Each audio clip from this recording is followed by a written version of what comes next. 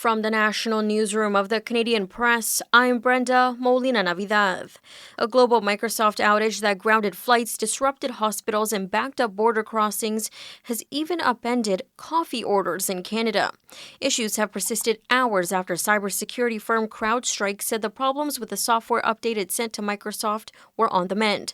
But there's some good news for Porter Airlines customers. The Canadian airline says its operations are restarting and travelers will be able to check their flight status on the website and app once their systems are back online. Aviation consultant Duncan D says passengers with any airline affected by the outage in Canada can seek compensation for delays over 3 hours, arguing that digital stability is an obligation of the airline. So travelers would have an expectation that they would be compensated for whatever losses and inconvenience they've suffered as a result. Now, when it comes to solving the outage issue, software experts say it won't be as easily fixed as one would think.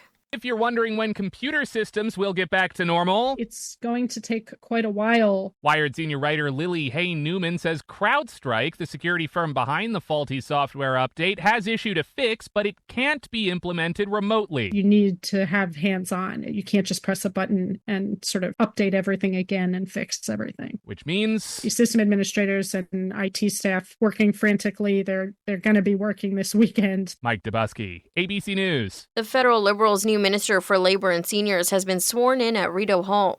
Stephen McKinnon's appointment comes as questions swirl around the future of the Liberals' leadership. McKinnon says the government is resolved to continue on the path it has set. This caucus is foursquare behind our leader. This caucus is foursquare behind the policies that we've adopted and proud of the record that we have. McKinnon replaces Seamus O'Regan, who resigned from cabinet for family reasons.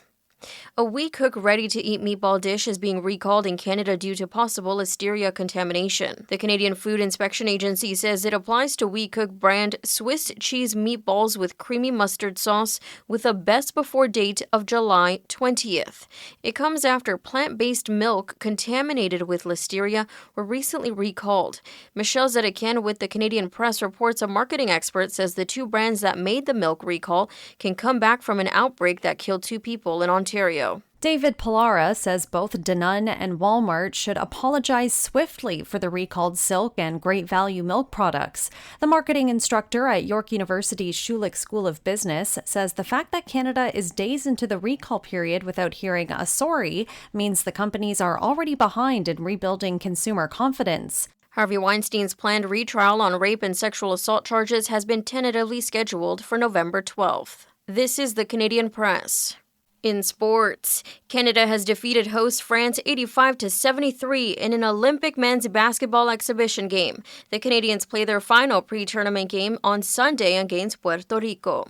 The Toronto Blue Jays begin a 3-game series with the visiting Detroit Tigers tonight as Major League Baseball returns from its All-Star break. Ireland's Shane Lowry has taken a 2-shot lead after 36 holes of the British Open at the Royal Troon course in Scotland. The 37-year-old Lowry, the champion in 2019, used all his links golf experience to master the difficult windy conditions to move to 7 under after a 69. I felt like I went out there, I was in control of my ball, did all the right things for a lot of the round. Scotty Scheffler is next, tied in 4th with Billy Horschel at 2 under, that after a 70. PGA champion Xander Schauffele is 1 further back at 1 under. US Open champion Bryson DeChambeau and runner-up Rory McIlroy among those to miss the cut. I'm Graham Agars. From the Canadian Press, I'm Brenda Molina-Navidad.